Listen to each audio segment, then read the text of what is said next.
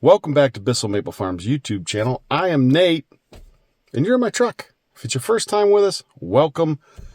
You're in for a treat. This is, the next 4 videos are going to be a master class on maple. Fred, Benny, and I had the chance to travel up to Vermont and New Hampshire and meet 3 of the brightest minds in maple, at least that I've met. Sidelands Sugarbush, we got to sit down and talk to Dan Crocker. Actually, he learned us a good bit. There was a lot of things I learned that, quite frankly, I didn't know, and I think you'll find the same if you're into tap yield and increasing your yield at the tap and making 8 pounds of maple syrup per tap. Well, these videos are for you.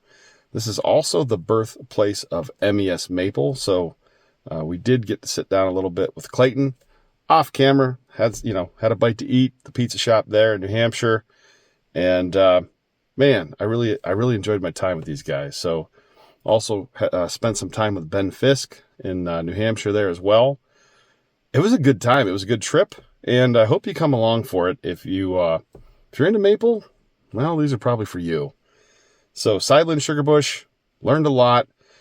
I mean, you're just going to have to watch the video because there's just a lot of content. We actually had to break it up into 4 pieces so you can digest it. Yeah, a lot of what I thought I knew, I learned, well, I really didn't know. It was interesting. So anyways, thanks for stopping by. Hope you enjoy it. We'll catch you at the end.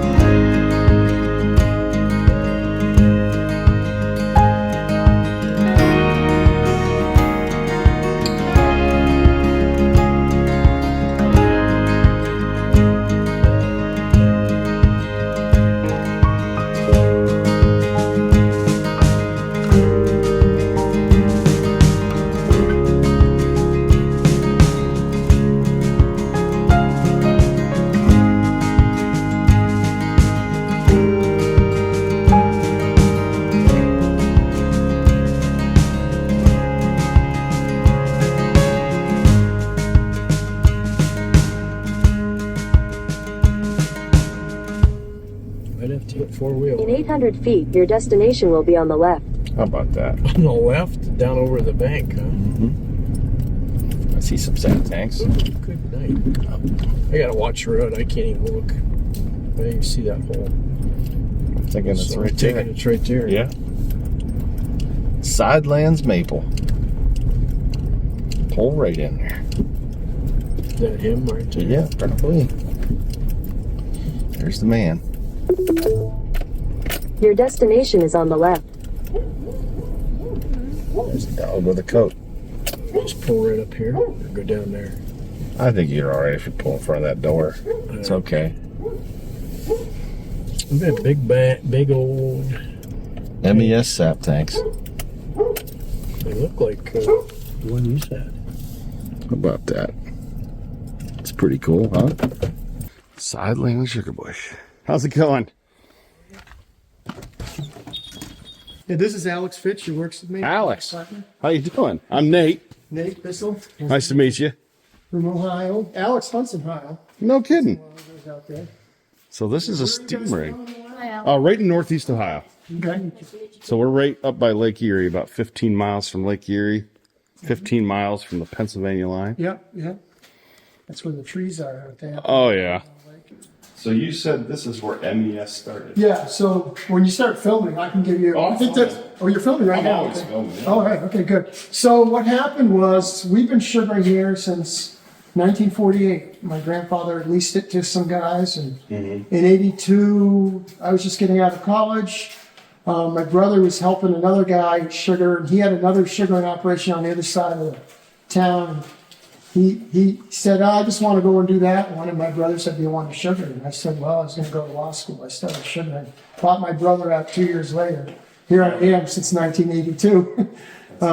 So we got into ROs as things went along. And I was never happy with the reverse osmosis machines. And then when we figured out, I want to say it was like '06, somewhere in the early 2000s, mid-2000s, we wanted a better vacuum pump, a bigger one. So we figured out, we don't have three-phase power here. So we figured out variable frequency drives just came around then.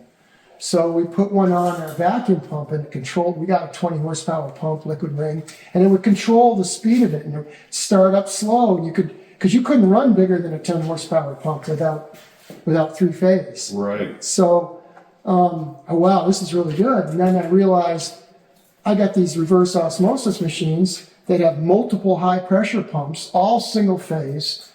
It was costing me $2,500 a year to keep that. It was an 8-post Lapierre machine to keep it running. Just burned up, recirc pumps, bearings going bad. It's an energy hog. It's got just that hard start. yeah. Even though you'd start 1.5 horsepower at a pump time, never had all 4 of those running. Because they tried to build their own pumps and they just weren't industrial quality pumps. And they still aren't. I have neighbors that have them. They're constantly having issues.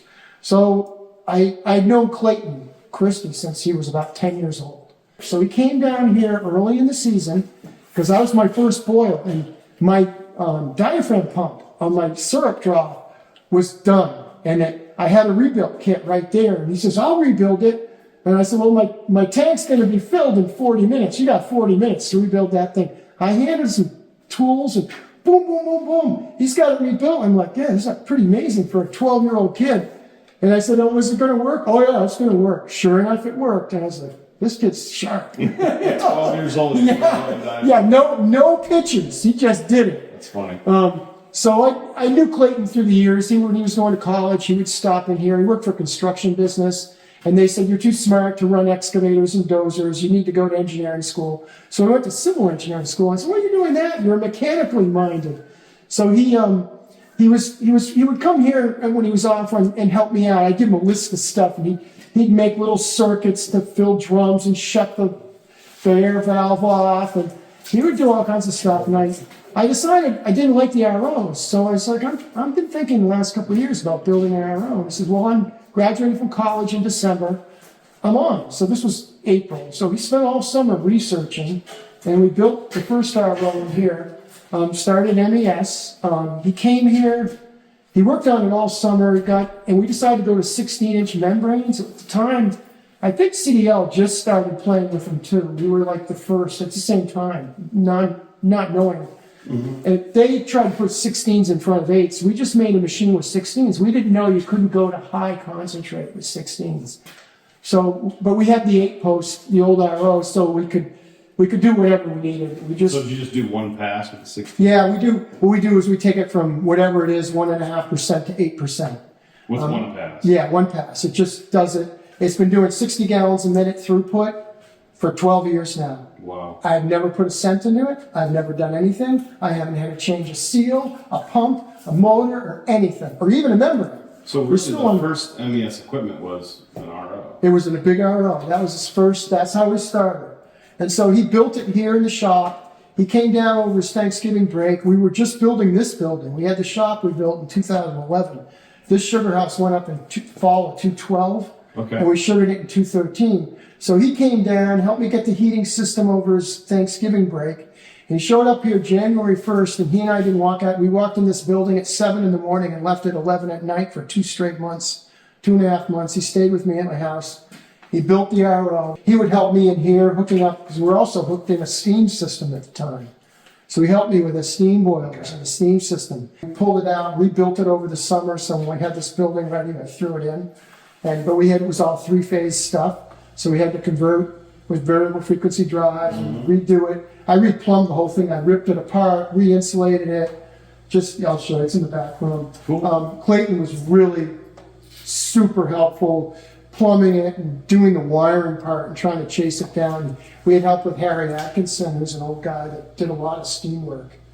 He was like the first guy really. So you looked at tinker too, as well. Yeah, my father was an engineer. Okay. I was going to be a lawyer. I should have been an engineer. You two together are pretty dangerous. Yeah. So it was bound. So here we are doing steam. He's building an RO. I threw about 55, 60 grand. I hope the thing works. I was a little nervous. So we turned it on and it worked. It was great. You guys didn't decide to start melting your own steel down? And No, we didn't get that far. You have your limits. You're not. Yeah. So we did the RO, and then at the end of the year, he decided he wanted to do a maple business. I said, "You might as well go into business," and I just couldn't. I couldn't do both. So, and he really needed to do it on his own. He likes to do this. So I said, "You just pay." I had some money in because we went to get a patent. We were the first ones to build an RO with all automation. So we had automated refractometer. We could control the pressure, the high pressure pump, or the all auto. And of course, everyone's doing it now. Right. So because we were the first, we thought we should get it patented. And Clayton's uncle was one of the top patent winners in all the Northeast. So he was working with us at kind of a discounted rate. But it was going to cost us a lot of money to do it, and it wasn't worth fighting the patent infringement because there's not enough market. Right. So we kind of gave up on that. And he actually, we were in negotiations with Leader because they were buying reverse osmosis machines from D&G.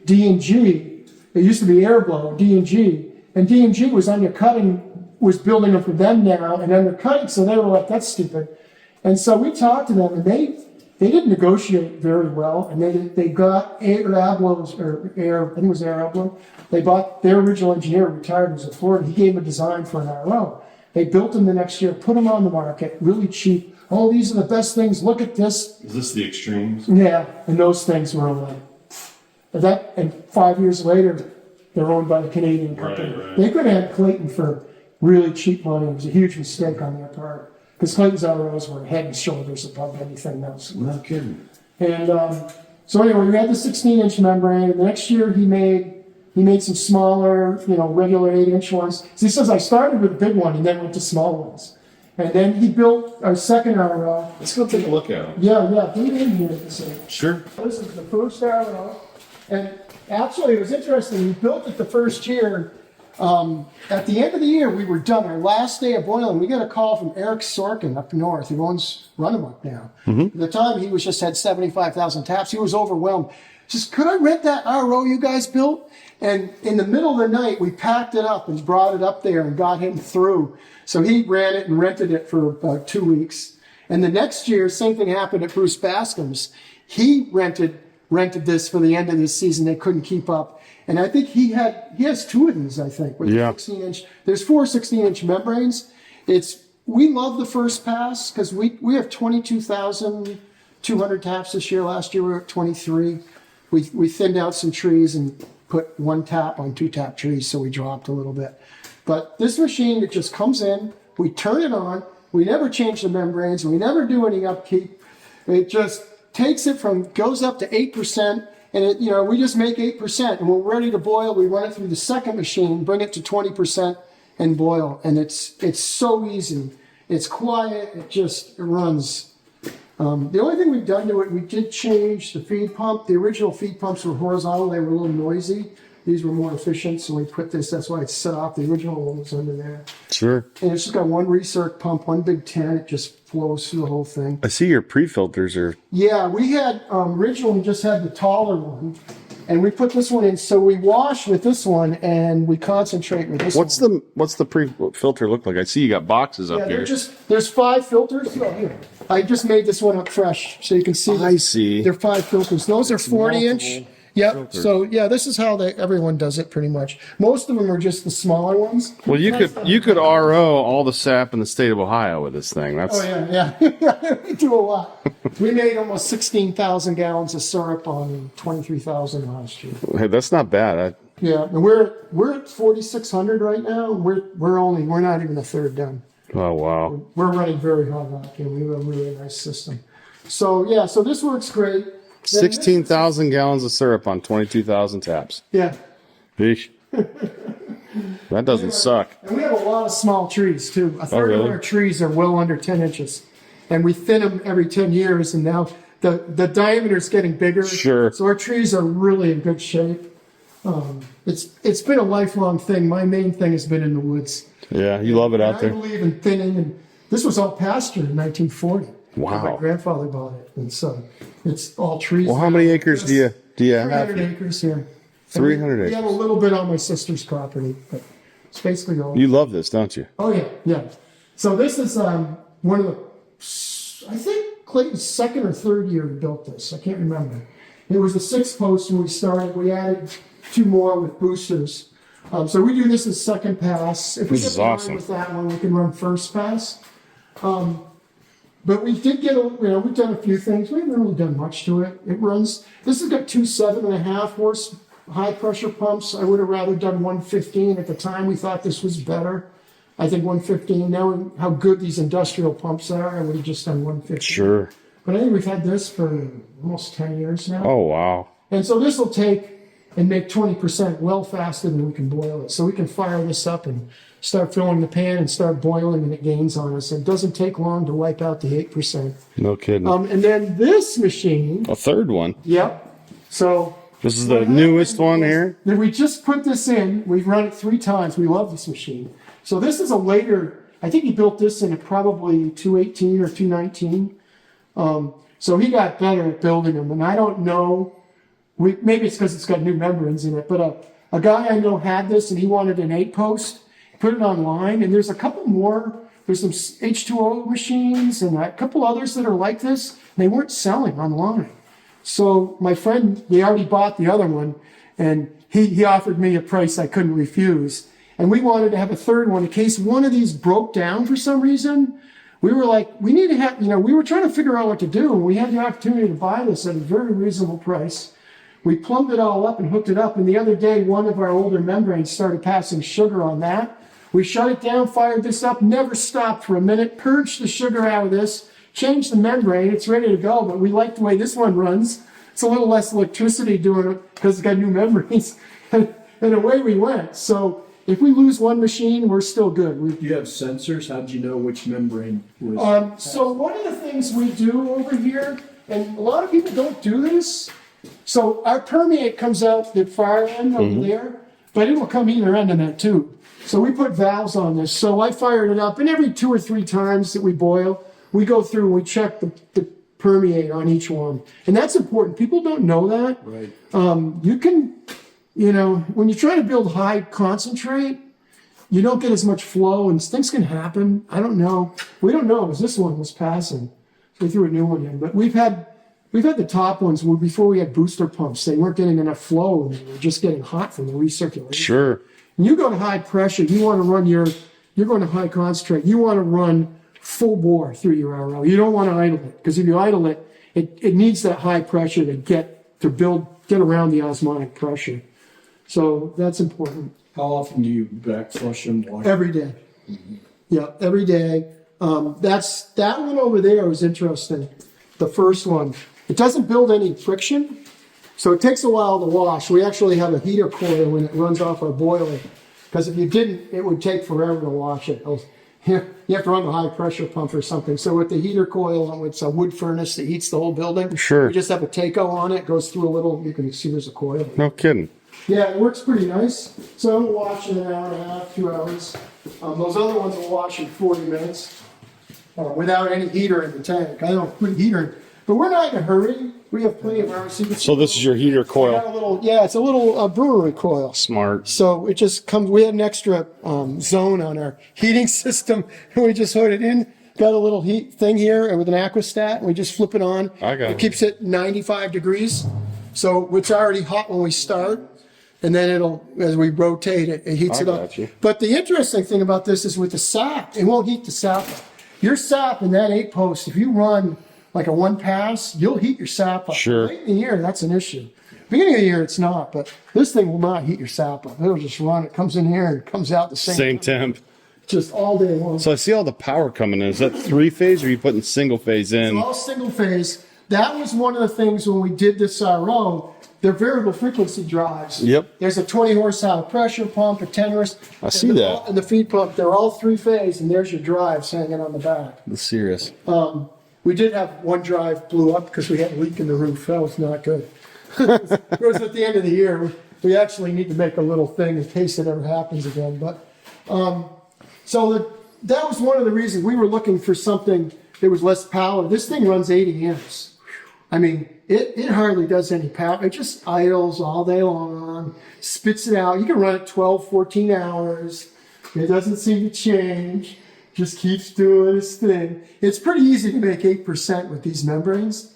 We did try one time going up the first year. We went up to 14%, and the flow rate just goes to nothing. That's a big membrane. It's big. Yeah. Is that all one membrane? There's two. There's two in each one. Okay, so they're end to end. Yeah, they're end to end. So there's four 16s. But, people are throwing membranes away left and right. It's 12 years. 12 years. Did he only just make the one 16-inch, or did he make more of those machines? Oh, he's made a bunch. Bascom has 2 of these. Okay. They like to do first pass. So the beauty of first pass, a lot of people only want to do just 1 pass, and boy, I understand if it's small, but when you get to be my side, you just don't need a lot of storage because the sap comes in, it goes to 8%. You've already wiped out 80% of water. Storage, yeah. And you've done it super efficiently. Yes. And then once it's at 8%, to make 22, 23, 20, 18, it's easy. Yeah. And you have 2 machines, which is nice because you can wash one against the other. So you don't need as much permeate storage. That's interesting. Yeah, so it's... This is cool. This Yeah, is like it's fun. my little playground here. This is the Oh, yeah. stuff I love. When I built the building, I built a big RO room. And some of it was, we have 4 tanks upstairs. 3 are permeate and 1 is 20%. And then outside, we have 3 7,000 gallon tanks, basically. 2 are raw sap and the other's 8%. So we can just sit there and make 8%. The other day it ran as hard as I've ever seen it run here. And we just got a little ahead of this machine, but we started it up so it was overflowing into the second tank, but not much. And we were processing, and we had plenty of room in the 8% tank. We weren't pushed, and it froze up the next day. And we had everything processed. We came in here and just ran the 20%, washed this while we were boiling, watched a movie. We got a movie out there. This is pretty awesome. I appreciate you guys taking the time. This is So MES started here. We can walk out and show you the shop. He was here for about 3 years. Then he rented a building. And then this year he built a new building. He did the whole building himself. Like the concrete guys weren't going to show up, so he took his crew, and a bunch of us sugar makers also helped him with the footings, and other guys helped him with the walls, and it came out. The building's incredible. yeah, it's a bigger building. He said. Is it close? It's in Henniker. It's an hour and 15 minutes from here. I think that's where we're heading after this. Yeah, to yeah. see. You want to go over and see. Is he coming here? No, I think he thought you guys would come here because this is where he started. Yeah, this is cool. Yeah. We should go up because we had also one of the things Yes when to he started MES. So I sold him my share in it, and he went on. He got Atlas Copco as a distributor for them, and we had the first screw vacuum pump in the maple industry here. So I want to show you that. That's That cool. is the brains. That's what makes us the money. Didn't you say, Al? Yeah. No kidding. Yeah, that's pretty cool. So he did a lot of firsts. He was the first to do the automation on these. We were the first to get a screw pump in. And I'll tell you about how those work when we get up there. Sure. Is he still making our... Oh yeah, he'll make ROs. It's hard to compete against the Canadians, but some of us want a custom RO, willing to pay a little more to get something that's really good. Mm-hmm. And you have refractometers built in. Yeah, those are expensive too. So we did do some stuff. He had them behind, the panel, and we moved it out here and put a hole. On these ones, we just plumbed it off to the side, because what we found out is you have to clean them, especially at the end of the year, you gotta plumb, Oh, I bet. clean the thing. So we just made that easier. It used to be behind. So yeah, that'll come up. I mean, I can turn it on. That's cool. Thought we were gonna say zero. There's a company in Solon, Ohio that makes them. No, these are Atagos, I think. Yeah, Atagos. They're like $3,000. Are they? Yeah. Can it do syrup and sap, or are these more? These are for sap. I got you. Yeah. So this Very thing cool. runs up. You can. It's got pressure sensors, so you can set. You want to make, like, say, 20 bricks with this, and you want 400 psi. You set it for 400 psi. You set them all up, and whoop, it'll just come up and do it all day long. And you can run them on manual too. We tend to run them on manual a lot sometimes. And then Very you got a cool. wash mode, a rinse mode, purge mode. Yeah, they're pretty easy to run. Pretty quick. Yeah. First time I got an RO, I didn't know there was membrane storage solution in it. I made syrup with membrane storage solution. I don't want to do that. It didn't taste right. No. No, here's the steam boiler. Let's talk about the steam for a bit, because Oh, that's yeah. one of Clayton's big things right now. So this was the first boiler. It was up in a mountain on a field, and I grabbed it out, trucked it down here, stored it for 2 years, and when I built this building, Was it I always like a- knew I wanted to do steam. I always had steam here, but I had a little 25 horse 1952 Cleaver Brooks, because I used to pack a lot of syrup. I don't pack any anymore. And we used it to reheat. It worked great, and we finished on steam. We had a little steam. So is this a Cleaver Brooks? Yeah, it's a Cleaver Brooks. It's a 1965. Some friends of mine had it for their kiln, their big lumber mill. Oh, no So kidding. yeah, so the trick was, the feed pump. We had to have a variable frequency drive. We had to have another one right here that runs the control, and kind of figured all that and rewired it and make it work. And Clayton and Harry Atkinson figured it out one day. It's run really well. We blew 4 tubes the first year, or 1 tube, and we placed 4 that didn't look right. That's all we've done to it. And it's this year number 12. Very cool. I think at the end of this year, it's going to be pulled out of here, and it's going right over to MES, and he's going to rebuild it with all new controls. And it's basically a boiler. It's just a pressure vessel. If the pressure vessel's in good shape, it's going to last. The amount we use it in sugaring, it's going to last 100 years. Right. It's kind of like vacuum pumps. Yeah, we don't use it enough. So anyway, so this worked pretty good. So when we first started, we were in a hurry that first year in 2013. Leader made me a steam pan. Okay. And they said, we can make a steam pan. So they made this pan. Cool. But they had one set of coils in the bottom, and they didn't know what they were doing. Every day we had an extra set. Every day we had to take one of those sets out and have them rewelded. Every day. Really? They wouldn't hold up. So that we used it for 2 or 3 years, and we were like, we're done. So the steam system that MES was developed here. So it was Clayton, myself, and a neighbor of mine who was kind of my mentor, who was a steam guy. He always said you shouldn't do a manifold system, which is pipes into a box and then a return pipe, because over time, sooner or later, you're going to break those wells. So he said, you got to have a coil. That's how anybody else does steam. And so we made a coil system, and we designed it. It took us a long time to figure it out. We back and forth, all 3 of us, with emails. And then we said, well, you got to do it this way. And we also had to figure out how to stick it in 12-inch wide bays. There's 412. It's a 4-foot pan. So there's 4 12-inch wide bays. So this is the evaporator you're using Yeah, so it's a liter. So to make you can look in- 16,000 gallons. Yeah. So it makes this one.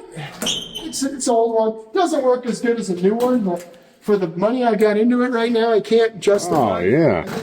Turn the light on here. I remember. It's got this is the first time we've cleaned it. 4,600 gallons, and we just put some acid in it. I see it. And cleaned it. So is it a single coil start to So what back? it is it's three 1-inch coils in each bay, and there's 3 layers of them, and they goes down and back. What is it? 4 times? I think so. Yeah, it's four passes. The reason for the coil is when you start up, the liquid all goes. They have room to flex and whatnot, and you can pull the coils out, and we do it at the end of the year. So they're quick connect. You can. Right. So the key is, though, there's a lot of liquid in this pan. So if you make a manifold system, you can stuff a lot of pipes in a small bay. You can do the same boiling on half the size pan. The problem is, with steam, is not that hot. You won't build flavor because you've got no liquid in the pan. It's just in and out. CDL's building these things that are just, there's no liquid in them. I can't believe they can build any flavor. So this one has a ton. I mean, there's like what, 60 gallons of liquid in here. It takes a lot of liquid to fill it. So when you say flavor, you're talking about the caramelization. Yes, of maple. because we have so much liquid in here, it has time to move through. So it still makes the same amount of syrup per horsepower of boil. But you actually get some It just does it caramelization. with more liquid in there, more time to caramelize. Does it change the color? It stays, like there's our color. It's pretty the same. Take a look at it. Yeah, it got a little better the last few days. So this is from this year already. Yeah, that's every drum we've made this year. We started tapping on December 6th and we started boiling on the 11th. Wow. And we started out with 8,500 taps. We had a big crew. We had 3 days. We got them in. And after that, it was mostly Alex and I and one part-time guy tapping all the rest. We finished a week ago. Thursday? Yeah, we finished last Wednesday. What do you do? So every time it warmed up, we had a few more taps. And we never tap when it's warm. We don't like tapping wet holes, frozen holes. So when it's warm, shouldn't be tapping. Should be getting your leaks, processing your sap, making sure you're getting every drop that you've got. It's not worth tapping at that point. Then it's frozen, you tap. Mm-hmm. Sure. So we had a lot of freeze and thaw issues, so we had Can time. it be too cold for you to tap? Well, that's because I'm getting old and my hands don't like it. You know how that is. Trees. No, I mean, I think most people, I had a friend in Jackman, Maine, and he never tapped if it was below 5 below zero. We usually like to tap above 5. But, it never gets that cold here. Not anymore. So what do you do with your syrup? We sell it for the highest price we can get. Right. Gotcha. We don't give it away. People go, do you get someone told me earlier on, I go, did you get rid of your syrup? And the old guy looks at me and said, I'll get rid of it. I sell it for the highest price I can. Mm-hmm. And anytime you have that mentality. So my syrup is being divvied up between 2 packers. Gotcha. Write down odd numbers to one, even numbers to the other. One company's out there in the shop and the others is up there, and this company's actually, they need some syrup right away, so they're taking a trailer load. They're coming Monday. Gotcha. I just set that up this morning. So anyway, so we move it up to our pole barn. We put it in the 1 ton and just drive it up. So you say odd numbers and even numbers, you split it up? Is that what you're split it saying? right down the whole year, so they get the same syrup. I got you. And That's somebody cool. doesn't get all the early and all the late. They I get gotcha. exactly. So we actually have stickers like these are the evens. That's funny. And then the reds go to run amok for red. I got you. Yeah, so run amok for red. So we put the label on. And they're all weighed when they come out of here. We weigh them. It's all organic. They're all cataloged and whatnot. I've seen this chair. I think Clayton sent me a picture because I thought, well, Oh, yeah. he must be doing some woodworking. Yeah, But I think he sent me a picture. could be. I've seen that chair, yeah. Yeah, it could be here. Probably had it out in the shop. So in the steam system we developed with the coils, he's refined it. He's making beautiful pans. This pan is kind of a bastardization, but it works, and we're not. I'm not ready to sit there and spend. I can't. It's working. Yeah, it's working. It's pretty easy. He's improved the coils. He found a way to make the coils. He's patented it. You spray it out with a garden hose, and they come clean. It's literally, you acid your pan at the end of the year. That's it. They just amazing. We could switch coils out in it, but I don't know. We're just going to keep it for a while. We got other places to put money. We put it in the woods. We've been redoing our woods. It was a 6-year plan. We just hit year 5. We've got 2,200 left to do, and it'll be. That's awesome. Done. And we set the woods up so they're really done right. Our woods are amazing. It's so easy. How often do you change drops? You don't have to change drops. No? That is a fallacy that's so ingrained in everybody, and I'm pretty convinced of it. I'll be more and more. So I have a friend, never changes drops. He had a place in Jackman, Maine. He sold it. He was making 7.5 pounds a year, pretty average up there, which is amazing. When he got up there, people said you can't make more than 3 or 4 pounds up here. So he had it for He's sucking the 6 sugar years. right out He of his. sold it to a guy for 3. That guy sold it to another guy that uses, I think he uses Mexican H2B workers come up in Jackman. 12-year-old drops, 7 pounds. It's how you set it up. The reason you need drop lines is because you're backing your sap up. Backs up through the drop line, gets into the thing. So I was never convinced about check valves, but if you're going to try a long season, check valves and a system that never backs up. Monitors are huge. So we have a monitor system. We're all about that thing. So to me, the biggest increases in sap production in the last 50 years is first vacuum, second monitors. Oh, well, yeah. Monitors made you smart about vacuum. We thought we knew what we were doing. We had these loop sets. Did you have some arguments on what was actually going on out there, and then you put monitoring in, and you're like, oh, I had no clue what was going on. We're finding new stuff.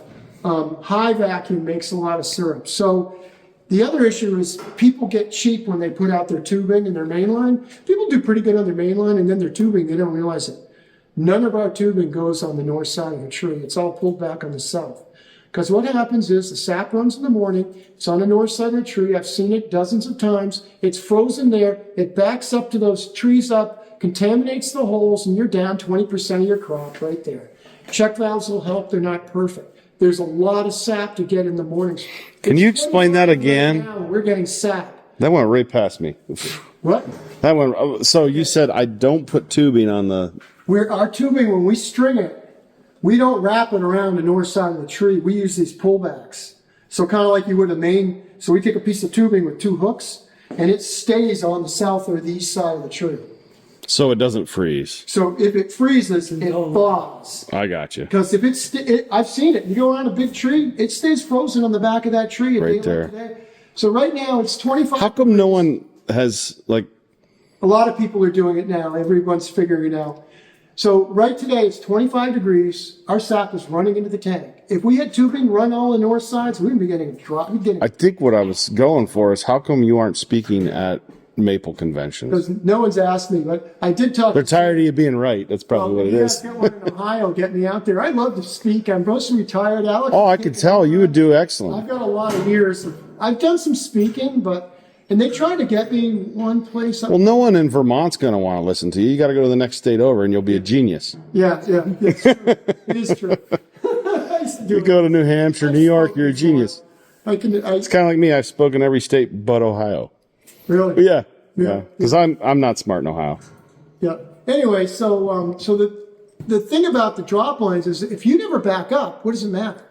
And the check valves are good. We've got a generator here. Is that in case you lose power? Yeah, we're here. We don't leave. Because it would cost you a lot of money if you didn't have power. Yeah. We had a 3-foot wet snowstorm last year. We lost power for 4 days, and we had our generator never shut off. Fred, how do you feel about what we're doing? Having come. Let's quit. People are always like, How many taps do you guys have? oh, 8,500. And they're, we're just playing around. No, 8,500's, Well, part of our problem is so flat. Yeah, oh yeah. I've always thought of being out there. Oh my God. So we did a couple other things that are pretty cool here. So beyond getting that, but Alex and I figured out we had a pump station on the back property. Well, it's 4,000 feet away, and it's 1,500 taps. We thought it was 800. I have a cabin halfway. So I said, let's get electricity to the cabin and we'll keep going to the pump station. But how do you pump out of there? To release it. We said, well, let's run a double line up there and we will keep it in the vacuum and we'll just put 2 big releasers and we'll put a deep well pump and a little heater and how much power we need. We figured out how big, because we don't want to run huge wire and I didn't want to put a transformer in and run high voltage. So we set up this pump station and we pump so we come off a dry line up there and over the mountain and down and then the pump line hooks into a wet line. And our wet line's a little oversized, does 10 gallons a minute. It works beautiful. So you don't need to release. There's no release. It's in the vacuum. So you don't have to overcome vacuum because we've got to pump it 800 feet and up 100 basically. And it works slicker than heck. So we had that. So we really liked it. But we have this other place with 200 taps. Same thing on the back side of the property. Beautiful trees, south exposure. So we did one with a 12-volt station. This is what guys in the Midwest, everyone's using those lifts. So you get 200 taps. So we did the same thing. We got an old releaser someone was throwing out, an old mechanical. We just took all the stuff off, basically repurposed it. We put a little 12-volt screw pump. So a screw pump doesn't have a check valve, so the liquid will drain back through it. And they were like $100, including shipping. I think at the time, they're $115 now. Free shipping on Amazon. No kidding. So we bought this thing. We stuck it in there. 12-volt battery. Bought two, deep well batteries. We put the first year we just ran the batteries. We had to switch them like every other day. So we made a little system with clips so the wires were already in the battery and just pull one out, clip, put the next one back in. So then the second year we got for $200, we bought 300 watts solar panels. We built a little bit better building for it. And it works slick. And we haven't had to change the battery yet this year because it's been sunny enough that the solar panels keep up. But if we get a big run and there's 5 cloudy days, we'll have to swap the battery. So as far as maple innovation, this little sugar house up here, Oh yeah, we've done quite a bit. I would say you're like, so now you're just the R&D for every other maple equipment company. You come up with it and then they steal it, right? We are indeed. The steam system Clayton has is really good. It's really robust. Now that he's got the coils that you can rinse off. And I think it makes pretty good syrup. Our syrup's, Running told me through all the crops they bought, mine was the most consistent beginning to end. That's cool. Nice. You're organic. Yeah, we are organic. Why did you start doing that below the lateral line? Because on a small tree, you'll run out of room to tap. So long drop lines, 42-inch drop lines, up and down. And Procter Maple came out with a spreadsheet. You could sit there and put in the length of the drop line, how deep your tap hole was, and all this other information. It would tell you whether you're doing a sustainable. And in the National Organic Plan doesn't have rules per se for maple. They have rules for every crop, and then you plug each crop in. So the different certifiers have to cover the main rules, and then they can add their own. So some of the companies, had a really rigid tap diameter, and I couldn't be organic for a while, and I found a company was willing to work with me, and I said, look, I've been doing this for 20 years. Here's Procter Maple's thing. Because my tapping zone is 7 feet, not 2 feet. My drops are 42 inches, not 30. I'm only drilling 1 inch, not 2 inches. You put all that in, and it was sustainable. And in organic, it's sustainability, diversity. Those are the things they're looking for. So the tapping diameter, that's all about sustainability. It's got nothing to do with, as long as you can prove you're sustainable, it doesn't matter what you're tapping. And so we proved you can tap small trees, but ours are fast growing, and we stuck to that thinning plan. I mean, I could have got 15 years out of the tubing, but after 10, we ripped it down so we could thin. And that's why we went from 24,000 in the last 2 years, we're down to 22.2 now. And most of that, some of it's 2 tap trees, we went to 1. Those trees have been tapped every year since 1948. It was time to go to 1. And the other part, was probably half of it, was smaller trees we just cut out. And we have trees we tapped, we go by now. We don't tap much under 8 inches now. There's so much. Use when you're going in and in. We just use we've been using check valves the last 2 years. Liter or? Yeah, the liter, it's H2O liter. We did it because we're tapping in December now, and our season, we're trying to open the window longer because you can't trust the weather here past mid-March. It gets warm. You could get 80 degrees. Look what happened last year. The guys up north got blown out. They were halfway through their crop, and it was 90 degrees. Fred, you want to tell them about those short spouts? I've heard about the short spouts, and I understand. Yeah, we were talking about that on the way up. We use stubby spouts, and the reason for that is... On 22,000? Yeah.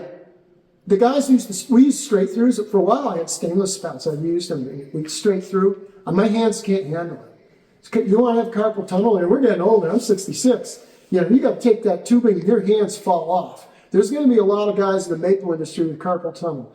The other thing is, you need your time when you're tapping. That's your important time. You need to put as much labor before the season as you can. Stubbies are way faster. The other thing about stubbies is they plug off pretty tight, and they stay plugged off. They're You don't nice. have to cut your tubing every year. I have a friend who cuts his tubing, and now he's got to put longer drop lines on. And you don't have to do any of that. Oh, well, maybe 1 or 2% less sap. Well, I have a friend who averages 10 pounds in the last 5 years, 10 pounds per tap on stubbies. And he's the guy in Jackman that had he averaged 7.5 pounds, 12-year-old tubing with stubbies. That's amazing. So, you know, the stubbies save your hands. They stay, and the reason they stay on the tee, one of the reasons we like them, is we do the fall vacuum check. That's absolutely crucial in this business. So you turn everything on in the fall? Yep, we do it usually in November. We walk our tubing, and then we turn the vacuum on, and we do everything check. We check everything. We don't get everything. You don't want danglers. What's that look for, Fred? Danglers are a pain in the butt because you go, oh, it's just a dangler. You want to get the big squirrel chews, woodpecker holes, bear chews. Most of your stuff should be done. You should have, we get to 28, we're like, it's good. And so we turn on each individual woods, so we get pretty high vacuum right away. You guys have extra lodging here? You need help? No, we just do it ourselves. Just you So two? we spread the labor. Oh my gosh. We spread the labor. So when the saps. You don't need somebody to make coffee? Out there for days getting their leaks. We turned our vacuum on. We were tight to 29 inches from the get-go. We had 8,000 the first time. We went to each line. We had one squirrel chew. 8,000 taps. That was it. We were pulling 29. We had a pump set at 29. It was just idle. We found a couple more in the next few days, pinholes. When you get to 28 and a half. This is going to be an episode by itself. And people are going to have to play it in like slower I get speed. some coffee, then I get going. Yeah, Bruce Bascom's book has me as the manic sugar picker. that's awesome. How deep are you drilling? What do you got? 2 inches. January smaller trees 13th. left, so inch and a half to 2 inches. Oh my gosh. Yeah. And that was on. People say, That was probably 20,000 taps at that point. are you kidding me? Yeah. This is awesome. But that's not very far in. I have the coolest job. They'll put I get to sap do all this in the all center of day. the tree. It's just less sweet and less sap. I mean, most of the sap's outside. That's the argument for Tim's. But you still got a barb. You still got to seal it with vacuum. They say you're pulling across the tree. If you're pulling across the tree, you're pulling from that outside layer end. I don't know. I don't know how high Proctor ran their vacuum, but we're running over 28 and a half inches. We got an idling at 16. So we should go up and take a look at this. Heck yeah. Heck yeah. That's pretty cool. I want to see if we're hitting it. Sure. We got a lot of red on our lines that it froze up with a full run. It's not warm enough. It's only 27 in the shade. This looks like CDL monitoring. Yeah, it's CDL. We're very That's what we use. I like it. Yeah. Yeah, no, we've looked around and we're very happy with it. We have, every once in a while we get a black one because they're not charging Connecting. enough. No, it's because the charge goes down. Huh.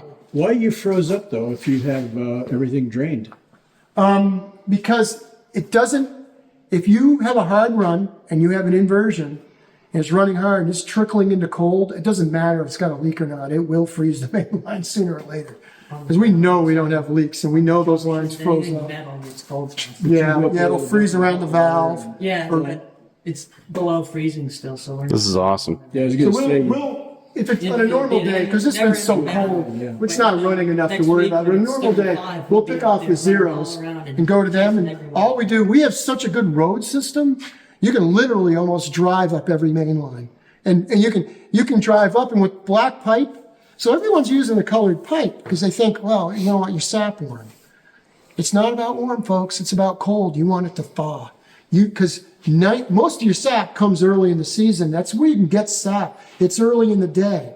If your main line's frozen, you need to thaw it out. Yeah. But beauty of black with one of these, we get a line that's down, we go up. There it is. You can see the white frost on the main line. That's what the problem is. We're using spin seal now, so it's usually never the spin seal. So we know, it's got to be on that tubing, a little chew or something. And we'll go up, we take a bucket of water, thaw it out, and then if it's running enough, we can get that leak right then. If it's not, we come back an hour later and get it. So most of our lines are thawed before the sap's even running. And the ones we have that are white or gray or blue, you can't see the frost as well. Especially those gray ones. It's hard to see it. You got to be right up on it. Gray pipe, interestingly enough, all the companies making it, there's no UV stabilizer in that. Yeah, we're seeing that. It's cracking. It'll probably last 10 years, but it's going to start cracking. The black pipe will last 50 years. It's cheaper. And we found with the spin seal, we're having really good luck with the hard black pipe. And the hard Going black right pipe in. will create less bacteria. It's less porous. Anytime they soften the pipe, there's more it's more porous. I got you. So we're happy with our black pipe, and we have enough main lines that are buried. Our sap never hot anyway. So Do you Do you rinse your wines at the end of the season? We rinsed some of the flatter ones in the fall. And it made a big difference because we made good syrup right off the bat. We didn't have any off flavor. Didn't have any weasel pea. No, I call it rat syrup. Let's go up and take a look at the vacuum pump. Oh, sure. Hey, thanks for stopping in, watching the episode. By the way, Jonathan is advancing on to districts, and he needs to be one of the top 4 out of the next, 40, 50 kids, something like that. Might be 60 kids. And he is, I think, currently seated 3rd out of that group. So if you are the top 4, you get to go to states. So we're just getting back from Akron. Had a good time. Learned some life lessons, but we're always better for it, aren't we? Anyways, thanks for stopping by. We'll catch you in the next episode.